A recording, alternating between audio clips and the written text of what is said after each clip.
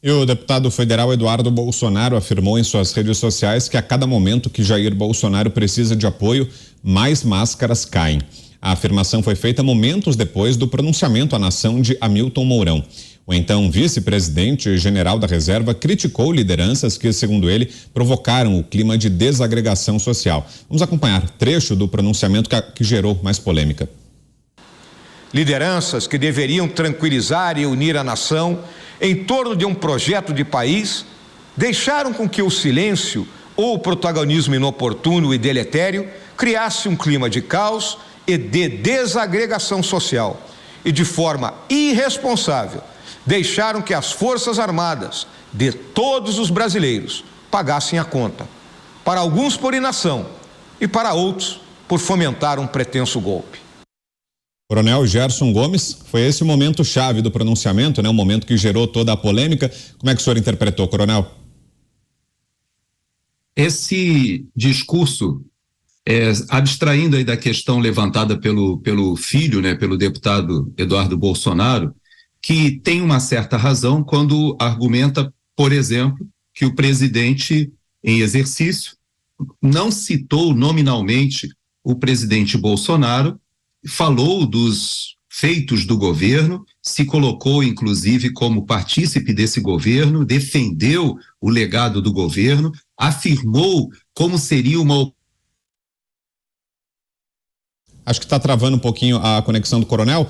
Passar então para o Roberto Mota para saber de você então, Mota, como é que interpretou esse discurso do general Hamilton Mourão nessa última aparição em cadeia nacional de rádio e televisão do governo Bolsonaro, que foi na noite de sábado, na noite de Ano Novo. A gente está sem o Mota também, então vou com você, José Maria Trindade, a sua interpretação, Zé, sobre essa mensagem na despedida do governo Bolsonaro. Quem apareceu foi o então vice-presidente, o general Hamilton Mourão, presidente em exercício, já que estávamos logo na sequência da viagem do presidente Bolsonaro aos Estados Unidos, e essa menção às Forças Armadas foi o que causou toda a celeuma, né? Como é que você leu esse pronunciamento, Zé? Foi um oportunismo. Eu sempre ouvia dos aliados do presidente Jair Bolsonaro, estamos falando aí dos aliados de primeira hora, de que Mourão seria um traíra. E eu o defendia dizendo, olha, em várias oportunidades eu tive a chance de ver ali políticos assediando Mourão para a possibilidade de um golpe, de articular, e ele dizia não. Me lembro de um líder que chegou no gabinete dele, ele falou assim, nem abra a boca para falar num assunto assim. Então eu até o defendia dos aliados. E pessoas próximas me diziam, não é bem assim não. Mourão, se tiver oportunidade, ele pula a cerca. E já me diziam, no Senado Federal, presta atenção, no primeiro momento ele vai pular a cerca. Ele assumiu a presidência da República interinamente. Se ele se considerava presidente da República a ponto de convocar uma cadeia nacional de rádio e TV para fazer esse tipo de pronunciamento, ele tinha que transmitir a faixa, então, se ele se achava tão presidente da República assim. Eu encontrei com ele na sexta-feira, na transmissão de cargos do comando do Exército. O general Arruda assumiu, né, o comando do Exército, e saiu o Gomes Freire, que é um grande líder, que foi um grande líder e que levou o Exército de uma maneira muito soberana, soube administrar essa pressão. Houve pressões, sim, internas e externas, mas ninguém viu o Exército dividido.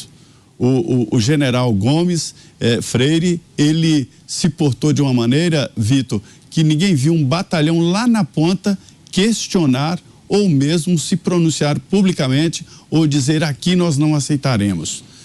O Exército tem representação em vários e longínquos pontos do país. Os tiros de guerra, que são lá comandados por subtenentes, por exemplo, nada. O Exército esteve institucionalmente unido. Vou repetir a palavra, institucionalmente unido.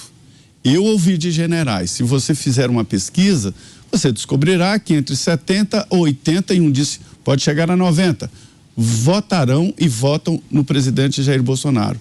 Agora, ninguém quer ir contra as decisões institucionais que estão sendo tomadas. E foi nesse percurso que o general Gomes Freire dirigiu e comandou o Exército Brasileiro. E fez muito bem. E o Mourão estava lá na transmissão do comando, né, para o general Arruda. E todos os generais foram unânimes em dizer o seguinte: havia uma pressão que não tinha como ser atendida. Falavam, olha, vamos prender o Alexandre de Moraes, tá? O Supremo vai apoiar o Alexandre de Moraes, teremos que fechar o Supremo. E aí vem o Congresso apoiando o Supremo, temos que fechar o Congresso Nacional. E onde é que vai parar? Ninguém sabia. Então, esta é a realidade. Quando um presidente da República vem jogar dúvidas, um comando assim, que ele estava na função de presidente, tanto é que convocou a cadeia nacional de rádio e televisão, que existem regras para essa convocação. E em vez de respostas, e em vez de solução, vem jogar dúvidas, falando de alguém que ele não sabe exatamente quem é, né? Isso aí não foi bom, não é bom para o país e acabou provocando mais interrogação no momento em que todos estavam em busca de uma luz e ali meio desconfortáveis com essa situação e a saída do presidente Jair Bolsonaro. Portanto, resumindo, não foi um bom momento do general Mourão e leva no sentido mesmo que eu ouvia, de que no Senado ele será diferente. Agora sim, Coronel Gerson Gomes, já de volta? Pode concluir, Coronel. Acho que o áudio está fechado, o microfone está fechado, Coronel. Então, agora sim. Agora sim. Então, eu falava sobre a falta de mencionar, né, o nome do presidente Bolsonaro, e eu me refiro a isso não só por uma questão de agradecimento, não. Eu me refiro ao fato de que, por dever de justiça, tanto o Tarcísio quanto vários outros senadores, governadores, eles sabem que não fosse o apoio do presidente Bolsonaro e até mesmo, mais do que o apoio, né, até mesmo surfaram na onda da popularidade do presidente Bolsonaro e vieram ao mundo político muitas lideranças novas. O presidente em exercício, o ex-vice-presidente Mourão, agora senador Mourão, ele, não podemos esquecer, ele prestou um serviço ao ex-presidente Bolsonaro, se colocando como quinto reserva para ser vice-presidente. Então, não podemos esquecer dessa história. O que aconteceu na época foi que o próprio Magno Malta, a própria Janaína Pascoal, o próprio Luiz Felipe de Orleans e Bragança, todos esses, o próprio general Heleno, todos esses foram primeiras opções do presidente Bolsonaro, que deixou o general Mourão, que tinha sido eleito como presidente do clube militar, ali na reserva. E ele acabou sendo utilizado, e o próprio general Mourão admite isso, que ele não tinha ainda a pegada, não tinha experiência política e foi utilizado como um quinto nome. Bom, esse período eu não tenho como deixar de comparar para a nossa audiência o que aconteceu aqui nos Estados Unidos com o presidente Trump e o seu vice-presidente também, que o Mike Pence, que na reta final do governo Trump, os dois se dissociaram. E, inclusive, por causa da atitude política do vice-presidente, o presidente Trump rompeu com seu vice-presidente, porque ele, como aqui nos Estados Unidos, ele desempenha a função também de presidente do Senado, ele conduziu aquele processo que acontecia no dia 6 de janeiro, que é o recolhimento de todos os votos por intermédio dos representantes e faz-se o cômputo oficial da contagem que, naquele momento, o presidente Trump ainda acusava o sistema de ter sido fraudado. Bom, da mesma forma que Trump rompeu com seu vice, nós percebemos que o vice também se posicionou como crítico daquilo ou da forma como o presidente Bolsonaro se portou nos últimos 2 meses.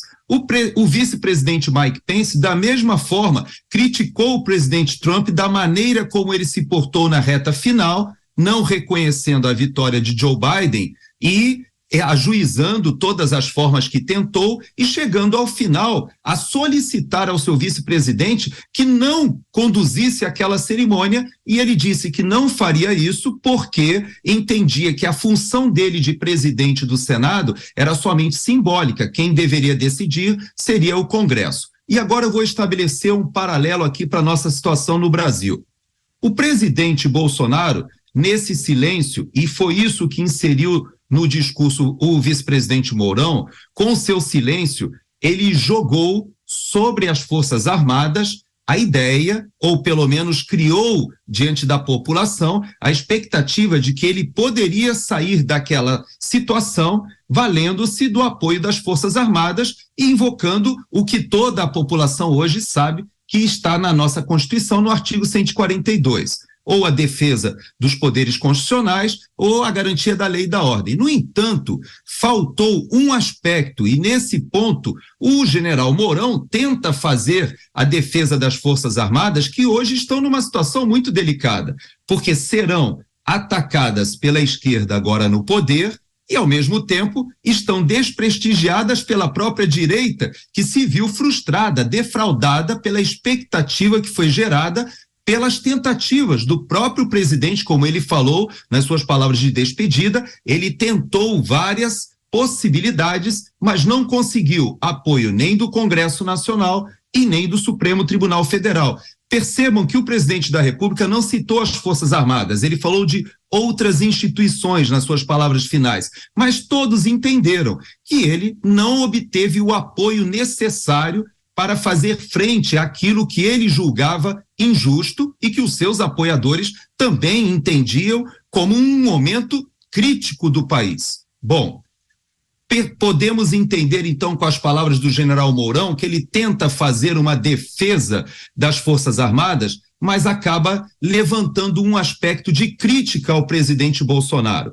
Por quê? As Forças Armadas, nos seus estudos de situação, estavam prontas sim para atender a um pedido ou uma ordem ou uma assinatura de um decreto presidencial. Estavam preparadas nos seus planejamentos. Eu fiz alguns contatos para me certificar de que estavam sim preparadas, mas havia um problema, porque não foi construída a solução política. E como Zé Maria muito bem pontuou, o que os militares perguntavam ao presidente era: ok, e como será o dia seguinte? O presidente da Câmara dos Deputados, o deputado Lira, ele concorda em assumir a presidência a partir do dia 1º de janeiro? Ele concorda em fazer as auditorias para chegar à conclusão se houve fraude ou não? Ele concorda em convocar novas eleições? Há apoio no Congresso para essa solução? Há apoio, pelo menos, de uma parte do Supremo Tribunal Federal para que o ministro Alexandre de Moraes seja arrolado nesse processo de impugnação? Ou seja,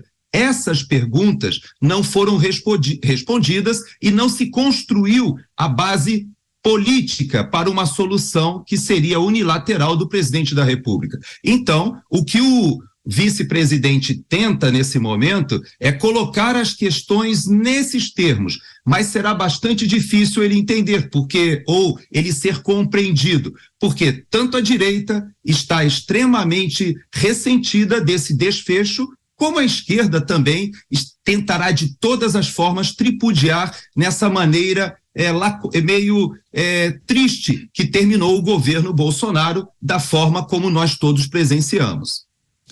E você, Roberto Mota, que achou do pronunciamento? Uma fala que, como nós destacamos aqui no início, rendeu ao general Mourão muitas críticas por parte de aliados do agora ex-presidente Jair Bolsonaro, e Mourão é senador eleito, né? Importante lembrar, ele vai ser empossado ainda nesse primeiro semestre senador, é agora um nome importante, né? Foi eleito inclusive na esteira do bolsonarismo como candidato do presidente Jair Bolsonaro ao Senado no Rio Grande do Sul. Como é que será que o general vai lidar com esse mal-estar a partir de agora, Mota?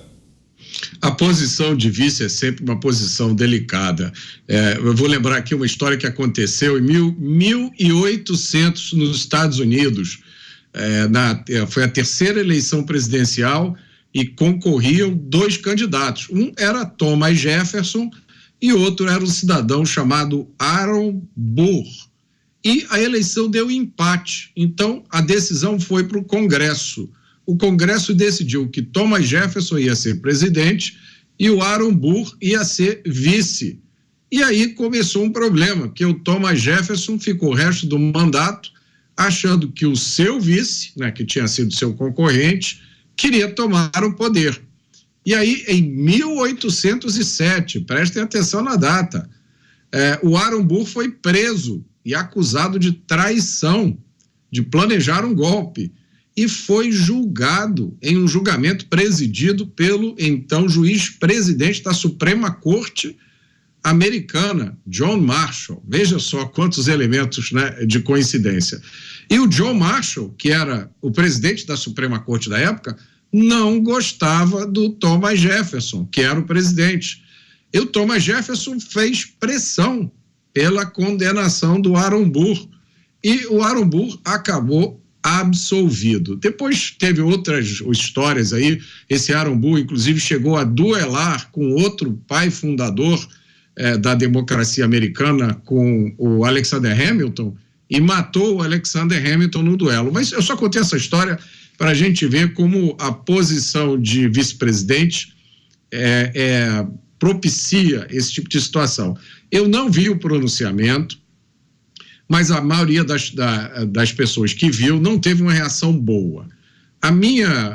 O meu comentário é o seguinte: nós vivemos hoje um momento de grande confusão. Eu sempre falo isso com todas as pessoas com quem eu converso todos os dias. É muito grande a frustração de muitas pessoas, há muita revolta, muita indignação. Então, isso torna as pessoas muito sensíveis. As pessoas estão rapidamente chegando a conclusões, né, a interpretações, estão se movendo por qualquer notícia que chega. E também a gente percebe, do ponto de vista político, uma falta de lideranças. Não há lideranças organizando, né, o que está acontecendo no Brasil. A população está se movimentando de uma forma orgânica. As pessoas também não encontram canais para expressar a sua frustração. Pelo contrário, né, todo dia, essas pessoas são ofendidas, atacadas e ameaçadas direta ou indiretamente. Os políticos precisam entender isso, né? Isso tem que se refletir, no mínimo, num cuidado muito grande com o que os políticos dizem, um cuidado muito grande com as mensagens. Talvez tenha faltado isso no pronunciamento do vice-presidente, futuro senador. Cuidado e atenção aos sentimentos da maioria da população.